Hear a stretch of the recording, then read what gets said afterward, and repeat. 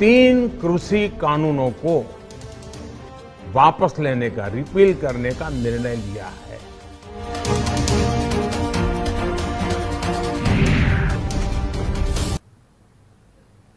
नमस्कार, आप देख रहे हैं जेएमटी न्यूज में हूं आपके साथ अंकुर पांडे। 17 सितंबर 2020 ये वो तारीख है जब संसद में कृषि कानून को पास किया गया। यानी ये 3 वो कृषि कानून जो कल यानी 19 नवंबर 2021 को वापस लिए गए। लगभग 1 साल तक इस कानून के पास होने के बाद से ही किसान लगातार आंदोलनरत थे और दिल्ली की सीमावर्ती इलाकों पर पहुंचकर धरना प्रदर्शन उनका लगातार जारी था। वहीं अब प्रधानमंत्री नरेंद्र मोदी ने राष्ट्र के नाम संबोधन में इन कानून को वापस लेने का ऐलान कर दिया है। इसके बावजूद किसान नेता राकेश टिकैत का कहना है कि अभी हम जिस तरीके से 17 सितंबर 2020 को कानूनों को संसद में पास किया गया था, ठीक उसी तरीके से जब ये कानून संसद में वापस ले लिए जाएंगे तब हम इस पर विश्वास करेंगे। यानी उन्हें अब कहीं ना कहीं एक अविश्वास की स्थिति पैदा है, उनके मन में इस तरीके की स्थिति बनी हुई है। वहीं उनका कहना है कि एमएसपी पर भी हम बात करेंगे, इसके बाद ही हम इस आंदोलन को खत्म करेंगे। तो वहीं इसी पर विस्तार से चर्चा करने के लिए हमारे साथ ज्ञानेश मिश्रा, जो कि प्रदेश अध्यक्ष है यूपी खाद्य पदार्थ व्यापार मंडल के, हमारे साथ जुड़ गए हैं। ज्ञानेश जी, सीधा आपके पास चलते हैं। आपसे जानना चाहेंगे आखिर क्या है ये 3 कृषि कानून, क्योंकि जिनको लेकर के लगातार 1 साल तक किसान आंदोलनरत रहे। वहीं अब जब मोदी सरकार बैकफुट पर आई है तब जाकर कुछ राहत वाली स्थिति बनी है। देखिए, सबसे पहले आपको बता दें कि ये कृषि कानून देश के किसानों के लिए और कृषि उत्पाद से जुड़े व्यापारियों के लिए, सबके लिए बहुत फायदेमंद थे। या अभी तक वापस नहीं हुआ, आगे फिर संभावना भविष्य में बन सकती है, लेकिन मुझे नहीं लगता कि सरकार या प्रधानमंत्री जी दोबारा इस कानून को लाने की कोशिश करेंगे, जिस तरह का माहौल देश में बन गया। माहौल की बात मैं आपको बता दूं, पहले कृषि कानूनों के बारे में बता दूं। पहला कृषि कानून ये कहता है कि मंडियों के बाहर पूरे हिंदुस्तान में एपीएमसी एक्ट और मंडी अधिनियम, उत्तर प्रदेश में मंडी अधिनियम बोलते हैं, महाराष्ट्र गुजरात वगैरह में एपीएमसी एक्ट बोलते हैं, दोनों एक ही बात है। ये एक्ट समाप्त हो गया। इसका फायदा व्यापारी और किसानों, खाद्य पदार्थ से जुड़े हुए, कृषि उत्पाद से जुड़े हुए व्यापारी और किसानों को मिला। किसानों के लिए आज़ादी हो गई कि वो पहले क्या होता था कि जब किसान अपने यहाँ अपने गांव में कृषि उत्पाद पैदा करता था, उसको तैयार करता था, तो अपने करीब की मंडी में जाकर उसको बेचना होता था। अगर वो दूसरी मंडी में जाता था तो उसको परमिशन लेनी पड़ती थी, बहुत दिक्कतें होती थी, खसरा खतौनी लेके चलता था, दिक्कतें होती थी। और अगर वो कुछ लेके नहीं चल रहा है तो मंडी समिति के सचल दल या मंडी परिषद के सचल दल उसको पकड़ लेते थे और उसकी लागत का जो मंडी शुल्क बनता था 2.5%, उसका 10 गुना पेनाल्टी या मैक्सिमम 2 लाख रुपए पेनाल्टी लेते थे। और ये किसानों के साथ, ग्रामीण व्यापारियों के साथ, सबके साथ होता था। जब कृषि कानून, पहला कृषि कानून 5 जून 2020 को, जब तीनों कृषि कानून लागू हुए देश में, 9 जून 2020 को उत्तर प्रदेश सरकार ने एक अधिसूचना जारी की। उसके तहत मंडियों के बाहर मंडी शुल्क, मंडी अधिनियम, मंडी की सारी व्यवस्थाएं और ये सचल दल जिसके बारे में बताया आपको, ये सब समाप्त कर दिए गए। इससे क्या हुआ, किराना बाजार, कानपुर का या प्रदेश का कोई भी किराना बाजार, किराने पर हल्दी, धनिया, मिर्चा या मेवा में कुछ वस्तुएं हैं, इन पर सब पे मंडी शुल्क, मंडी अधिनियम समाप्त हो गया। गल्ला बाजार, कलेक्टरगंज, रुई, लकड़ी, इस और दाल मिले, तेल मिले, फ्लोर मिले, सब में मंडी शुल्क समाप्त हो गया। केवल मंडी के अंदर मंडी अधिनियम लागू रहा, मंडी शुल्क लागू रहा। हम लोगों ने मांग करी कि आपका जो पहला कृषि कानून है, हम इसका समर्थन करते हैं, लेकिन मंडी शुल्क घटाया जाए, कम से कम किया जाए, जितनी ज़रूरत है सरकार को, या मंडी चलाने के लिए जितना तनख्वाह देने के लिए जो मंडी के कर्मचारी हैं, वहाँ की व्यवस्था बनाने के लिए जितनी ज़रूरत है उतना केवल मात्र 0.25% की हमने मांग करी, ये कर दिया जाए। पूरे अन्य प्रदेशों में भी मांग की गई। मध्य प्रदेश में 2% से घटाकर 0.5% कर दिया गया। उत्तर प्रदेश में 2.5 से घटाकर 1.5 किया गया। हालांकि उसमें अभी और कम करने की बात थी, लगातार हम लोग डिमांड कर रहे थे। इससे क्या हुआ कि मंडी के व्यापारी, एक अच्छा पॉइंट ये था, अच्छा पहलू ये था कि पूरे मंडी के बाहर जितने भी कृषि उत्पाद से जुड़े व्यापारी थे सबको फायदा मिला। मंडी अधिनियम, मंडी शुल्क सब समाप्त हो गया। मंडी के अंदर जो व्यापारी थे उनमें से कई लोग बाहर आ गए, उनको भी लाभ मिला। जो अंदर रह गए थे उनके लिए लगातार हम लोग डिमांड कर रहे थे कि मंडी शुल्क और घटाया जाए, 0.25% किया जाए। एक तो पहला कानून ये हो गया। दूसरा कानून ये था कि आवश्यक वस्तु अधिनियम धारा 3/7 1955 की धारा थी। आपको याद है कि देश को आज़ादी के लगभग 8 साल हुए थे। 1947 में देश आज़ाद हुआ था, गणतंत्र हमारा 1950 में बना था। उसके बाद 55 में ये कानून बना। उस समय गेहूं की और धान की बहुत शॉर्टेज हुआ करती थी। अमेरिका से लाल गेहूं हमको मंगाना पड़ता था, वो हम लोग खाते थे, बहुत शॉर्टेज थी। 1955 में कानून बना और ये केवल व्यापारियों पे लागू होता था, किसानों पे नहीं। इस पे जेल जाना पड़ता था। देश के ऐसे कई प्रदेश हैं जो कई कई दिन तक जमानत नहीं होती थी। हम लोगों के समय तो आपको बता दें कि जब मुलायम सिंह जी की सरकार थी प्रदेश में, तो उन्होंने धारा 3/7 को स्थगित कर दिया था, जबकि केंद्र का कानून था, लेकिन उसमें एक पॉइंट था, उसके आधार पर उन्होंने उसको स्थगित कर दिया। धारा 3/7 के तहत बहुत सारे लोगों को परेशानी होती थी।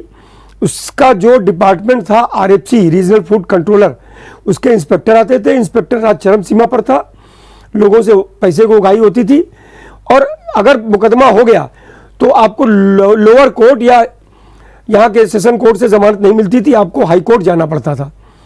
तो एक बहुत बड़ी दिक्कत थी। सरकार ने उसको समझा। कई साल से हमारी डिमांड थी कि यह आवश्यक वस्तु अधिनियम समाप्त किया जाए। सरकार ने उसको गंभीरता से लिया। वो कृषि कानून नंबर 2 था, आवश्यक वस्तु अधिनियम समाप्त कर दिया गया। उसका किसानों से कोई लेना देना नहीं था। किसानों के ऊपर ये धारा नहीं लगती थी, ना गांव में ना कहीं पर। वो कितना चाहे स्टॉक कर सकते थे अपने पास। तो वो समाप्त हुआ, उससे किसानों से कोई मतलब नहीं था। नंबर 3, किसान के लिए जो सबसे बड़ी समस्या बताई जा रही थी कि जमीन चली जाएगी, ये हो जाएगा। तीसरा कानून जो था, अदानी अंबानी आपको सब ले जाएंगे। आपको बता दें कि अंबानी तो पहले गल्ले के ट्रेड में, गल्ला दलहन तिलहन इन सबके ट्रेड में बहुत कम उनका योगदान है, बहुत कम रोल है। अदानी का जरूर है, उन्होंने कुछ गोदाम भी बनवाए हैं। गोदाम के बारे में पहले बता दें आपको, हिंदुस्तान में ऐसे गोदामों की जरूरत है जिसपे, ऐसे वेयर हाउसेस की जरूरत है अभी भी, जिसपे हमारा गल्ला दलहन तिलहन, हमारे कृषि उत्पाद खराब ना हो। ऐसे उन्होंने हरियाणा में कुछ जगह बनवाए हैं। वो एक, मुझे लगता है कि देश के लिए अच्छा था। लेकिन मैं अदानी का पक्ष कहीं नहीं ले रहा हूं, वो एक अलग इशू है। लेकिन वो कानून जो तीसरा कानून है, तीसरा कानून कॉन्ट्रैक्ट फार्मिंग को लेकर है। उसमें यह कहा गया कि जो भी किसान चाहें, किसी भी कंपनी या प्राइवेट कोई भी फर्म आए, उससे कॉन्ट्रैक्ट करके 1 साल से 5 साल तक अपनी खेती दे सकते हैं और खेती देने के बाद पूरी जिम्मेदारी उस कंपनी की होगी। जो रेट तय करेगी उसको देना पड़ेगा। अगर कोई विवाद होता है तो उस पर विवाद पर आपको जिलाधिकारी, SDM या जिलाधिकारी तक जाना पड़ेगा। इस पे किसानों को आपत्ति थी। तो हमारे केंद्रीय कृषि मंत्री ने जब वार्ता चल रही थी किसानों से, उस समय ये कहा कि आप अगर चाह रहे हो तो ये हम कोर्ट में भी, जो हमारे कोर्ट हैं हिंदुस्तान के, चाहे लोअर कोर्ट हो, चाहे सेशन हो, चाहे हाई कोर्ट हो, सुप्रीम कोर्ट, उसमें भी हम आपको कर देंगे कि उसमें भी आप जा सकते हो। तीसरे कानून के तहत ये बात कही गई। वो भी हो रहा था, लेकिन उसमें कहीं पर भी उस पर नहीं लिखा था। मैंने बहुत अच्छी तरह पढ़ा है। कोई भी मुझे आकर के दिखा दे कि कहीं लिखा था कि अगर आपका कॉन्ट्रैक्ट खेती में कहीं कुछ विवाद होता तो आपकी जमीन चली जाएगी। कहीं नहीं लिखा था। कॉन्ट्रैक्ट इस बात का होता है कि 5 साल के लिए आप या 1 साल के लिए आप हमारी जमीन केवल खेत करने के लिए, खेती करने के लिए ले रहे हो, उसके बाद के लिए नहीं। अगर 1 साल का कॉन्ट्रैक्ट 1 साल बाद खत्म हो जाएगा, आपके पास जमीन आ जाएगी। उसमें अगर कोई विवाद होता है तो आपको SDM और DM, और अगर उसमें संशोधन होता तो आप कोर्ट में जा सकते हो। उसमें जमीन की बात कहीं नहीं कही गई है। एक लिमिटेड टाइम है, 1 साल से 5 साल तक। लेकिन किसान या माहौल बनाया गया कि जमीन चली जाएगी, ये हो जाएगा। आपको एक बार और बात बता दें कि पंजाब और महाराष्ट्र और कुछ अन्य प्रदेशों में प्रदेश स्तर पर यह कानून कॉन्ट्रैक्ट खेती का पहले से लागू है। और कुछ जगह पेप्सी या कुछ कंपनियां कॉन्ट्रैक्ट खेती कर भी रही हैं। कहीं किसी की जमीन नहीं जा रही है, कहीं किसी का कोई विवाद सामने आया हो तो बताएं। हाँ, कुछ जगह अगर विवाद होते हैं तो जमीन नहीं जाती है, उसके लिए कोर्ट है, या नए कानून में SDM DM, उसके बाद कोर्ट को शामिल करने की बात भी आई, वो सब है। अब विवाद कहीं होता तो आप जा सकते हैं। लेकिन इन तीनों कानूनों को लेकर इतना ज्यादा गलतफहमी पैदा की गई। हम लोगों ने कई बार इसको कहा कि कृषि उत्पाद से जुड़े व्यापारियों को, किसानों को बहुत फायदा। और किसानों के फायदे के बारे में एक बात और बता दें आपको कि बहुत स्पष्ट है, मंडी के अंदर जब वो आते थे या मंडी से उनका जब व्यापार होता था, तो मंडी शुल्क जो 2.5% पहले लगता था, बिल्कुल स्पष्ट है, कोई भी टैक्स लगता है कृषि उत्पादों पर, वो लागत पर लगता है। अगर हम उदाहरण के तौर पर अगर हम 100 रुपए की कोई चीज बेच रहे हैं, या मान लीजिए अरहर की दाल बेच रहे हैं, उसमें वो 2.5% की मंडी शुल्क की लागत लगी हुई है। अगर वो 2.5% हट जाता है, जो कृषि कानून पहला कहता है कि बाहर आप व्यापार करोगे, हट गया, 0 है मंडी शुल्क, तो वो 2.5% का फायदा किसानों को मिल रहा था। वो किसान, हिंदुस्तान के किसानों को किस तरह से समझाया गया या नहीं समझा पाए, जैसा कि प्रधानमंत्री जी ने कल कहा कि हम नहीं समझा पाए। मुझे लगता है कि समझाने में वाकई कहीं ना कहीं जो पूरा नीचे तक कोशिश की गई, लेकिन एक माहौल बनाया गया कि पंजाब हरियाणा के 2 जगह के किसान मुख्यतः थे, और पश्चिम उत्तर प्रदेश का वो किसान जिसको कृषि कानून से मतलब नहीं था, वहां पर मुख्य समस्या है गन्ने की कीमत। गन्ने की कीमत और जो पेमेंट साल 2-2 साल नहीं मिलता है। एक साल का बताया जा रहा है कि बहुत 12,000 करोड़ को 10,000 करोड़ रुपया बकाया है। वहां की ये समस्या है। वहां पर जो कृषि हरियाणा के और पंजाब के किसान, जो उनकी जो उत्पाद है, कृषि उत्पाद है, खास करके गेहूं और धान, पंजाब हरियाणा में गेहूं धान की बम्पर पैदावार होती है, वो वहां पर होती है।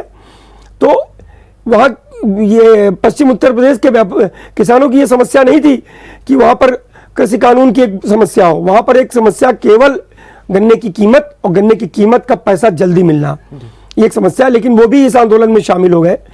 हरियाणा पंजाब के बारे में आपको बता दें कि हरियाणा पंजाब के किसान के पीछे खास करके वहां के आड़ती थे। वो क्यों थे?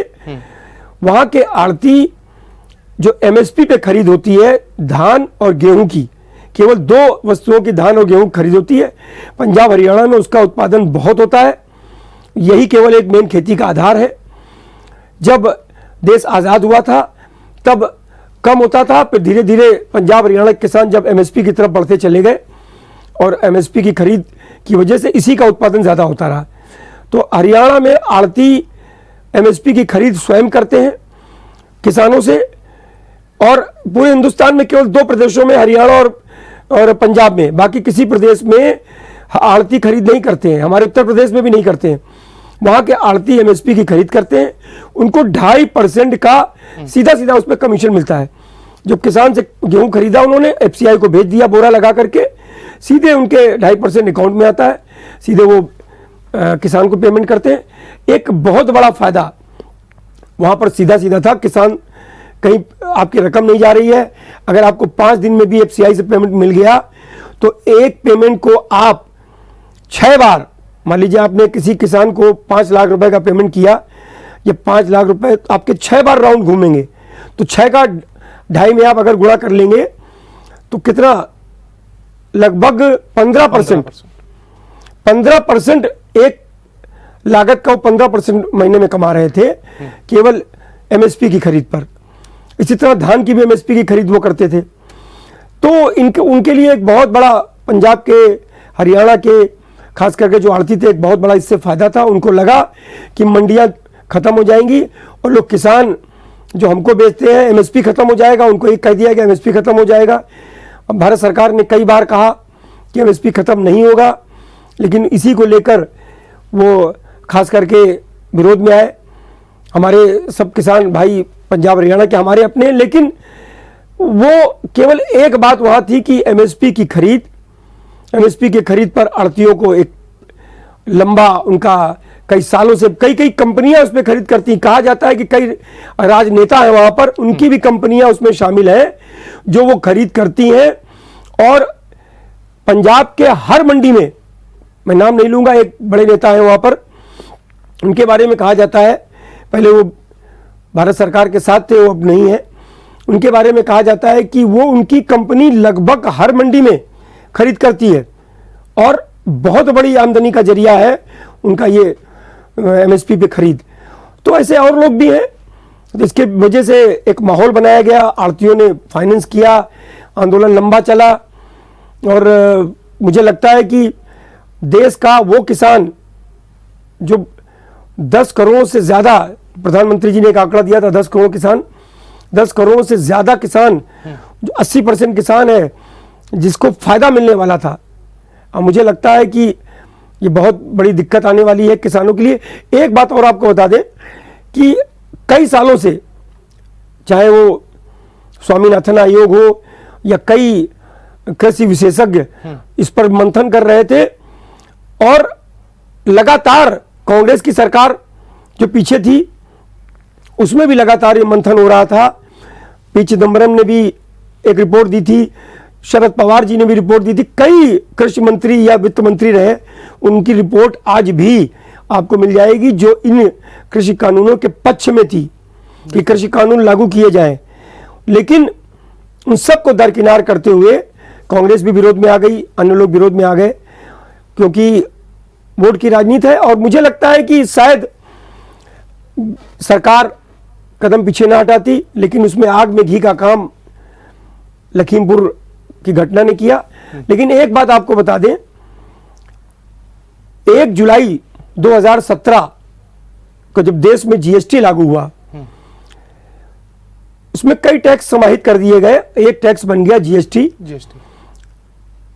जीएसटी बनने के बाद, जीएसटी आने के बाद देश में हिंदुस्तान का हर गल्ला, दलहन, तिलहन, धनिया, हल्दी, मिर्चा, जिन जिन पे मंडी अधिनियम लागू होता है, मंडी शुल्क लागू होता है, हर वो व्यापारी कह रहा था कि मंडी शुल्क, मंडी अधिनियम समाप्त किया जाए, मंडी शुल्क समाप्त किया जाए। जब इतने सारे टैक्सेस समाहित कर दिए गए तो ये क्यों लागू है? इसकी सबसे बड़ी दिक्कत ये थी कि उत्तर प्रदेश में 2.5%, मध्य प्रदेश में 2%, राजस्थान में 1.6%, बिहार और दिल्ली में 0%, राजस्थान, हरियाणा में, हरियाणा पंजाब में 4%, यानी हर जिले ने अपने हर प्रदेश में अलग अलग टैक्स था। एक व्यापार में बाधा था, जिसको हम लोग ईज ऑफ डूइंग बिजनेस बोलते हैं, जो रैंकिंग दी जाती है देश में, एक बहुत बड़ी बाधा थी कृषि उत्पाद के व्यापार में। तो ये, इस बाधा को खत्म करने के लिए 2017 के बाद हर व्यापार मंडल ने, देश के हर व्यापारी एसोसिएशन ने ये मांग करी थी कि मंडी शुल्क देश में समाप्त किया जाए। उसकी एक कड़ी थी, उसका एक, मुझे लगता है एक प्रयास था, ये कृषि कानून, पहला कृषि कानून, मंडियों के बाहर मंडी शुल्क समाप्त कर दिया गया था, मंडियों के अंदर कम कर दिया गया था, मध्य प्रदेश में 0.5% कर दिया गया था। हमारी उत्तर प्रदेश में भी मांग थी कि कृषि कानूनों का हम समर्थन करते हैं, लेकिन मंडियों के अंदर मंडी शुल्क कम से कम, हमारी मांग थी 0.25%, लेकिन अगर 0.5% भी कर दिया जाता तो मंडी की समस्या भी समाप्त हो जाती। हालांकि मंडी के बहुत सारे व्यापारी मंडी के बाहर भी व्यापार कर रहे थे, उनको भी लाभ मिल रहा था। और किसानों को भी, मैंने पहले भी कहा, किसानों को भी अपने माल बेचने की आज़ादी, इसलिए आज़ादी कही जाएगी कि कहीं पर भी मंडी शुल्क नहीं लग रहा था बाहर, और सचल दल, जो मंडी परिषद का और मंडी समिति का सचल दल चलता था, जो पकड़ता था, उत्पीड़न करता था, उगाही भी करता था पैसे की, वो समाप्त हो गया था।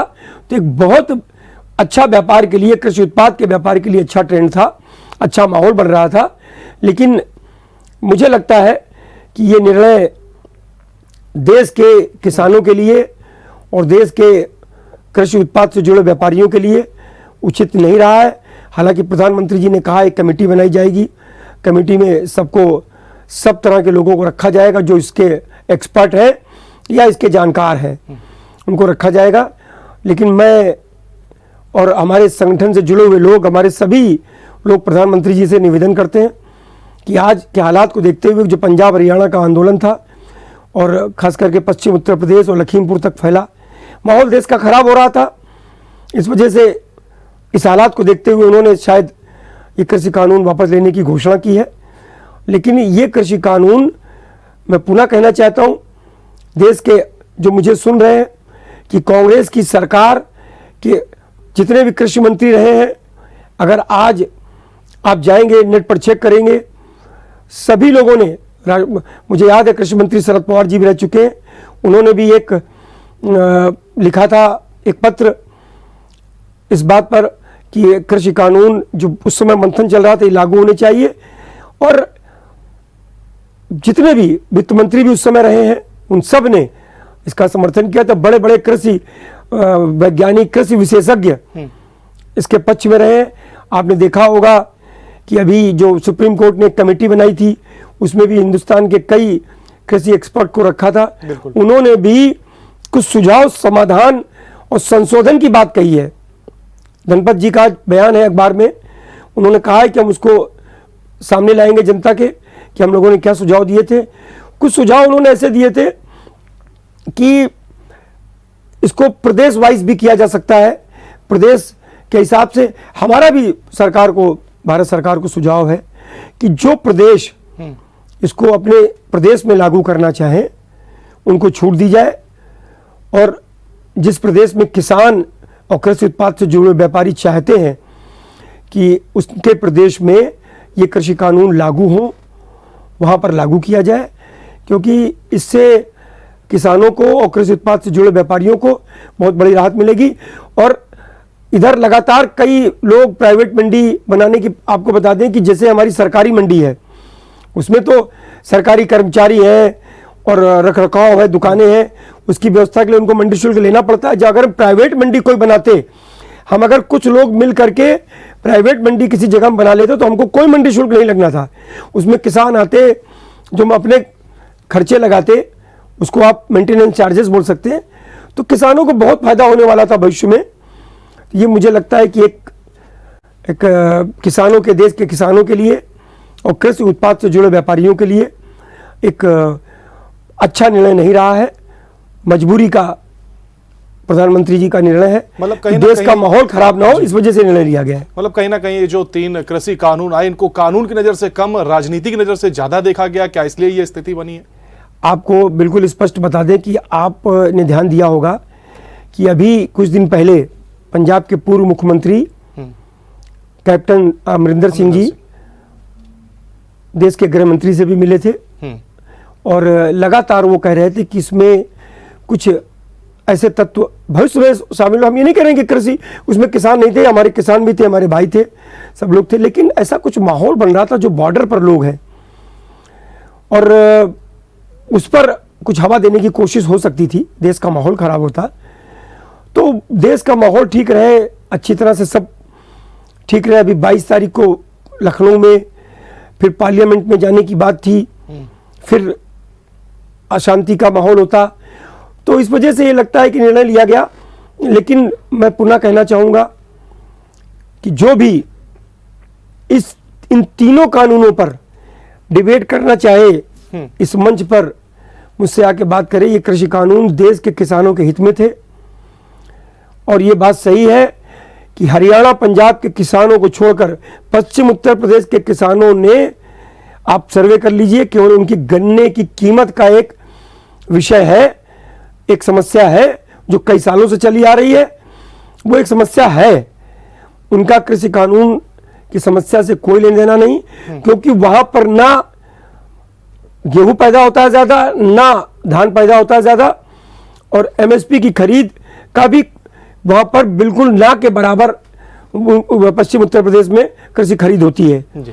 तो वहां की कोई दिक्कत नहीं थी। हरियाणा पंजाब के किसानों की दिक्कत थी, उनको जो बताया गया वहां के लोगों द्वारा, और जो लोग पीछे थे इस आंदोलन के, उन लोगों द्वारा जो बताया गया, तो उस हिसाब से वो आगे बढ़े। ये मुझे लगता है कि फिर से जो कमेटी बनी है, बनने जा रही है, जो प्रधानमंत्री जी ने कहा है, एक माहौल बना करके उसमें कमेटी में सबको, जो लोग सुप्रीम कोर्ट की कमेटी में थे और जो लोग इसके जानकार, और इसमें खास करके कृषि उत्पाद से जुड़े व्यापारी भी जो अपनी बात रख सकें, ऐसे लोगों को शामिल किया जाए, और फिर से थोड़ा इसको और संशोधन करके, थोड़ा और डिफाइन करके इस कृषि कानून को आगे भविष्य में जरूर लाया जाए। और ये बात सही कि सबको संतुष्ट करके लाया जाए, फिर ऐसे हालात न बने जो अभी बन गए थे। बिल्कुल, समय की थोड़ी सी कमी, इसलिए आपसे संक्षिप्त में जानना चाहेंगे, किसान आंदोलन का अब भविष्य क्या है? देखिए, एक बात और आपको बता दें, एक किसान आंदोलन की जो बात आई उसमें एक बात उन्होंने और कही, एमएसपी की बात कही है। एमएसपी के बारे में मिनिमम सेलिंग प्राइस, न्यूनतम समर्थन मूल्य बोलते हैं, मिनिमम सपोर्ट प्राइस। तो ये न्यूनतम समर्थन मूल्य जो है ये पूरी दुनिया में कहीं पर भी इस तरह की व्यवस्था नहीं है। किसानों का कहना है हरियाणा पंजाब के कि इसको कानून बना दीजिए, इसको कानूनी जमा पहना दीजिए कि सरकार भी उसी कानून के तहत जो भी सरकार जो रेट निर्धारित करती है एमएसपी का, मान लीजिए इस वर्ष गेहूं का मूल्य है 1925 रुपए समर्थन मूल्य। उनका कहना है कि 1925 रुपए में किसान जो जाता है, जो सरकारी जो खरीद के केंद्र हैं वहां खरीदे, और व्यापारी भी, आड़ती भी उसी रेट पर खरीदे। ये कानून बनाने की बात कर रहे हैं। गेहूं है, धान है और तिलहन दलहन के भी एमएसपी के रेट निर्धारित होते हैं। तिलहन दलहन की वो बात नहीं कर रहे हैं क्योंकि तिलहन दलहन वहां पैदा नहीं होता है। तिलहन दलहन में कोई भी सरकार खरीद नहीं करती है। कभी कभी मध्य प्रदेश सरकार ने दलहन की खरीद कर ली है, या कभी कभी मक्का की खरीद कहीं कहीं हो गई है, लेकिन तिलहन दलहन और मोटा अनाज इसकी खरीद पूरे देश में नहीं होती। पूरे देश में केवल गेहूं और धान की खरीद होती है। उसमें उसका लगभग 80% हिस्सा उसकी खरीद पंजाब हरियाणा में होती है, बाकी 20% पूरे देश में होती है। तो एमएसपी को कानून बनाने की बात कर रहे हैं। मुझे लगता है कि एक बहुत बड़ा कठिन विषय है कि पूरी दुनिया में एमएसपी पे खरीद कहीं नहीं होती। एमएसपी जैसा कोई कानून नहीं। आज अगर गेहूं यहां पर इंटरनेशनल मार्केट में मान लीजिए 2000 रुपया है, और 2000 रुपए के आसपास कानपुर में दड़ा गेहूं बिक रहा है, और 2000 रुपए वो कैसे बना? क्योंकि इंटरनेशनल मार्केट का भी इसमें रोल रहता है। अगर ऑस्ट्रेलिया, अमेरिका जो गेहूं के बड़े बड़े उत्पादन वाले देश हैं, वहां पर जो कीमत होगी उसके आधार पर होता है। अगर ये कानून बन जाएगा तो कहीं ना कहीं इंटरनेशनल मार्केट इससे प्रभावित होगी। इंटरनेशनल आप ट्रेड में क्या जवाब देंगे? तो ये पूरी बातें सरकार को निर्णय लेना है, लेकिन एमएसपी भी एक बहुत कठिन विषय है। एमएसपी का कानून बनाना खासकर ये कठिन विषय है। लेकिन हमारा ये सुझाव है आपके चैनल के माध्यम से कि अगर सरकार चाहे, मैं अगर इसलिए लगा रहा हूं कि मेरा सुझाव है ये, केवल 1 साल के लिए गेहूं 50 रुपए बढ़ा दिया गया, 1975 रुपए अगले रबी फसल में होगा समर्थन मूल्य। 1 साल के लिए सरकार ये करे कि 1 साल के लिए हम केवल गेहूं पर एमएसपी को कानूनी जमा पहना रहे हैं। एमएसपी पर खरीदना गेहूं का अनिवार्य होगा, वो चाहे अपने सेंटर में बेचे और वो चाहे किसी व्यापारी आड़ती को बेचे, और उसके बाद उसकी सफलता असफलता देख करके आगे उसको बढ़ाने या उसको हटाने पर निर्णय लिया जाए। क्योंकि ये संतुष्टि इन लोगों को देनी पड़ेगी या देनी चाहिए। अगर कहीं से मांग आ रही, इसी पर कह रहे हैं कि लगातार अब वो एमएसपी पर बात करेंगे और इसके बाद ही आंदोलन समाप्त होगा। तो आपने ज्ञानेश मिश्रा जो कि प्रदेश अध्यक्ष यूपी खाद्य पदार्थ व्यापार मंडल के, उन्होंने बेबाकी से अपनी बात को रखा, आपने सुना। तो फिलहाल हमारे इस कार्यक्रम में इतना ही। बाकी की तमाम जानकारियों के लिए आप बने रहिए जेएमडी न्यूज के साथ। नमस्कार।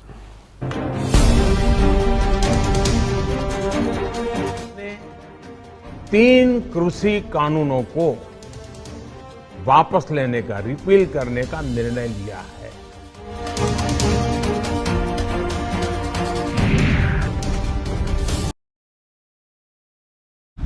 अगर आपको हमारा वीडियो पसंद आया हो तो हमें लाइक करें, सब्सक्राइब करें और ज्यादा से ज्यादा शेयर करें। और हाँ, बेल आइकॉन दबाना ना भूलें ताकि हर खबर का अपडेट आप तक पहुंचे तुरंत।